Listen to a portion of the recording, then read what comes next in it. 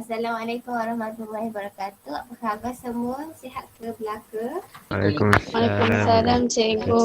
Sihat, Alhamdulillah. Sihat ke? Baiklah. Sebelum saya meneruskan pengajaran saya pada hari ini, saya akan menunjukkan kepada kamu satu video dan kamu perlu teka apa yang kita akan belajar pada hari ini. Okey. Nampak tak? Saraf yang terdapat di sepanjang tulang belakang sampai otak. Nampak ya? Kumpulan saraf tebal ini disebut sistem saraf Nampak? pusat atau SSP. Perannya mengendalikan semua aktivitasmu dari bernapas Dengar tak? sampai mengetukkan jari pada ponsel selagi menungguku masuk ke pembahasan inti di video ini. Saat sinyal dari suatu bagian tubuh memasuki SSP di dalam otak, otak akan menginstruksikan respons sesuai dengan situasi. Nah, coba cubit tanganmu. Iya, cubit saja. Au! Area bekas cubitanmu juga punya banyak saraf. Saat kamu mencubitnya, sarafnya akan aktif lalu mengirimkan informasi rasa sakit ini menuju otak. Selanjutnya, otak akan merespons dengan mengirimkan pesan rasa sakit.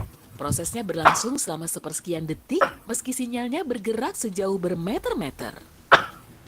Lanjut ke sumsum tulang belakang. Yuk sedikit bereksperimen. Dalam hitungan 1, aku akan memutus koneksi antar sel saraf di area sini. Memangnya apa yang akan terjadi? Perhatikan baik-baik ya. Sudah siap? 1.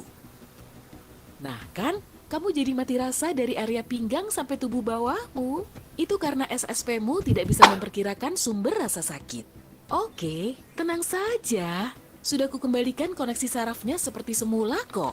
Oleh sebab itu, otak dan sumsum tulang belakang terlindung oleh tulang, tengkorak, dan tulang belakang. Okey, daripada video tadi, awak rasa hari ini kita akan belajar tajuk apa? Saraf. Betul? Sistem saraf manusia. Okey, sistem saraf manusia terbahagi kepada dua, sistem saraf pusat dan sistem saraf periferi.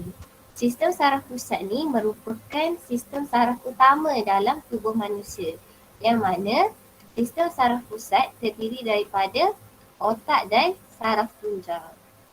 Manakala sistem saraf periferi ataupun sistem saraf tepi, dia terdiri daripada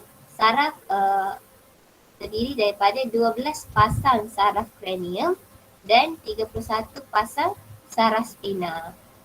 Saraf kranium ni berfungsi untuk menghubungkan otak dengan organ deria dan organ dalaman. Manakala saraf spina berfungsi untuk menghubungkan saraf tunjang dengan otot rangka. Jadi, nak katanya dalam badan kita, sistem saraf ni kita bahagi pada dua lah, pusat dengan periferi. So, apa fungsi sistem saraf manusia ni? Sistem saraf manusia ni, fungsi utama dia adalah untuk kawal dan koordinasi organ dan bahagian badan kita. Maksudnya, segala sistem aktiviti dalam badan kita ni dikawal oleh sistem saraf. So, sistem saraf ni fungsi dia boleh dibahagikan kepada empat fungsi utama lah. Yang pertama adalah untuk kesan rangsangan, yang kedua adalah untuk hantar maklumat dalam bentuk impuls, yang ketiga adalah untuk tausik impuls, dan yang keempat untuk menghasilkan gerak balas. Kalau awak tengok daripada video tadi, kita boleh lihat apabila impuls saraf gagal dihantar ke otak, maka badan akan mengalami satu keadaan yang kita panggil sebagai ketidakfungsian sistem saraf, yang mana akan menyebabkan aktiviti-aktiviti harian manusia tu terganggu. Okey, jadi saya akan explain kepada kamu semua tentang macam mana aliran impuls saraf dalam tindakan terkawal dan tindakan luar kawal. Okey, contoh tindakan terkawal adalah tindakan yang kita boleh kawal lah, kita boleh kontrol. Contohnya macam angkat telefon. Okay. So, macam mana aliran impuls bagi tindakan terkawal? Okay. Untuk tindakan terkawal, aliran impuls ni dikawal oleh otak. So tindakan contoh apabila seseorang tu dia dengar bunyi telefon. So bila dia dengar bunyi telefon tu adalah rangsangan kan? Okey. So rangsangan bunyi telefon tu akan didengar, akan dikesan oleh efektor. Efektor iaitu reseptor yang berada di dalam telinga manusia lah. Okey, kemudian efektor tu reseptor tu akan mengesan, akan menghasil impuls saraf dan akan menghantar ke otak. Otak pula dia akan mentafsir impuls saraf yang dihantar oleh efektor tu, kemudian dia akan menghasilkan impuls saraf yang baru dan menghantarkan kepada efektor. Efektor ataupun efektor ni boleh jadi otot atau kelenjar, bergantung kepada rangsangan lah. Okay, so kalau tadi rangsangan kita adalah bunyi telefon, jadi kita nak angkat telefon. Jadi impuls saraf tu akan dihantarkan ke efektor iaitu otot lah. So otot akan automatik ambil telefon dan angkatlah nak dengar kan. Okay, jawab telefon. So akan, maksudnya efektor tu akan menghasilkan gerak balas. So gerak balas dia adalah mengangkat telefon. So tu adalah aliran impuls bagi tindakan terkawal. Bermula dengan rangsangan, dihantar kepada efektor, kemudian impuls saraf dihasilkan, dihantar pula kepada otak dan dihantar pula kepada efektor, seterusnya menghasilkan rangsangan. Okey, untuk tindakan luar kawal pula, tindakan luar kawal ni merujuk kepada tindakan-tindakan yang kita tidak boleh kawal. Maksudnya kita tak sedar. Contoh macam batuk, bersin. So tu adalah tindakan-tindakan luar kawal. Okey, saya bagi contoh yang kamu biasa hadapilah dekat rumah. Contohnya macam tersentuh periuk yang panas. Ya. Okay, so bila kita tersentuh periuk yang panas, okey, kita impuls saraf akan menghantar impuls saraf akan dihantar terus kepada saraf tunjang dan saraf tunjang akan menghantar impuls saraf ke efektor dan efektor akan menyebabkan kita mengangkat tangan daripada objek yang panas. So tindakan terkawal ni kita dikawal oleh saraf tunjang lah. Untuk tindakan tidak terkawal, salah. Tindakan tidak terkawal.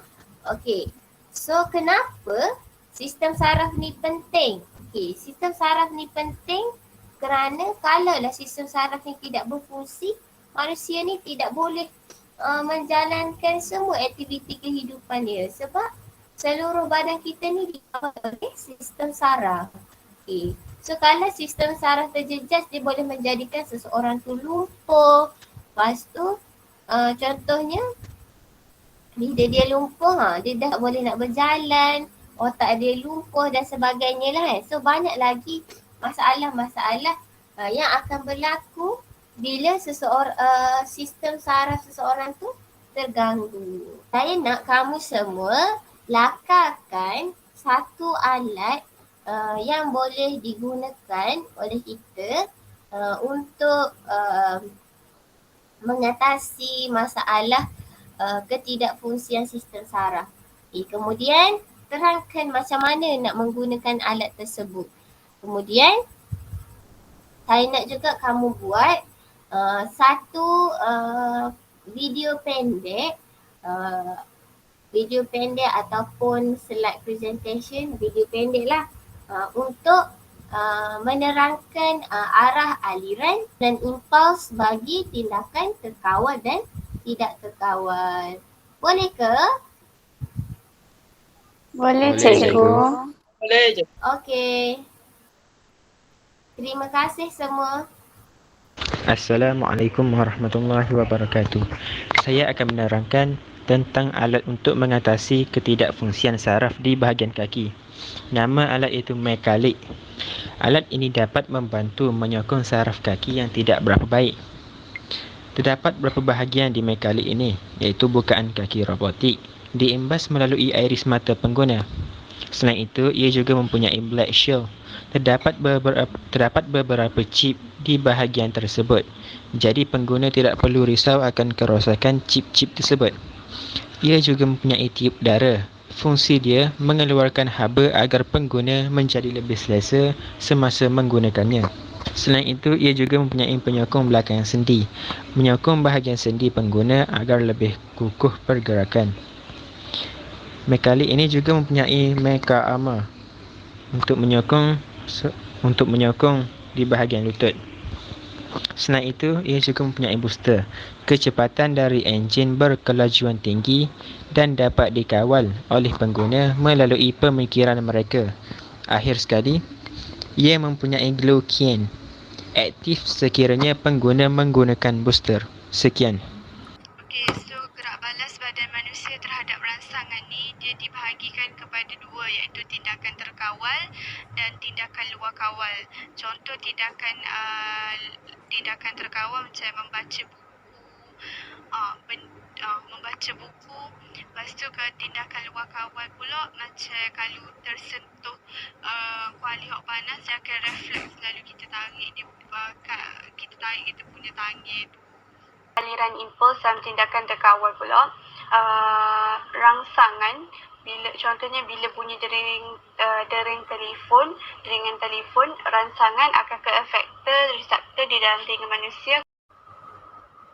Efektor menghasilkan impuls saraf lalu menghantar ke otak, dan bila ke otak tu akan menghasilkan impuls saraf and then menghantar ke efektor tu balik.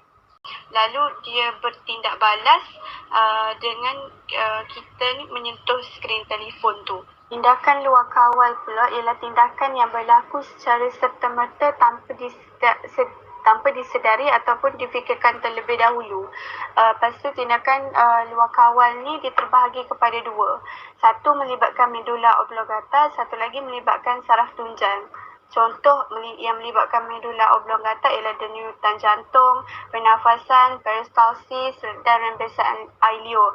Contoh melibatkan saraf tunjang pula, menarik tangan apabila tersentuh benda panas, menarik kaki apabila terpijak benda tajam, bersin apabila habuk masuk ke dalam lubang hidung.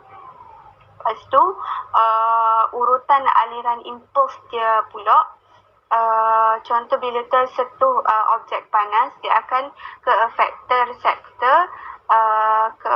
reseptor dan ke arah aliran impuls efektor dan ke arah saraf tunjang, dan refleks tangan tu akan tertarik. Kepentingan rangkaian sistem saraf manusia dalam kehidupan harian. Rangkaian sistem saraf manusia berfungsi mengawal dan mengkoordinasikan organ dan bahagian badan supaya dapat menjalankan proses dalam badan seperti pernafasan dan aktiviti harian kita, seperti pergerakan badan. Sistem saraf yang terjejas menjadikan seseorang itu lumpuh separuh atau lumpuh keseluruhan. Sebagai contoh, sekiranya saraf dan otot kaki atau tangan terjejas, seseorang itu akan menghadapi masalah untuk menggerakkan kaki atau tangannya.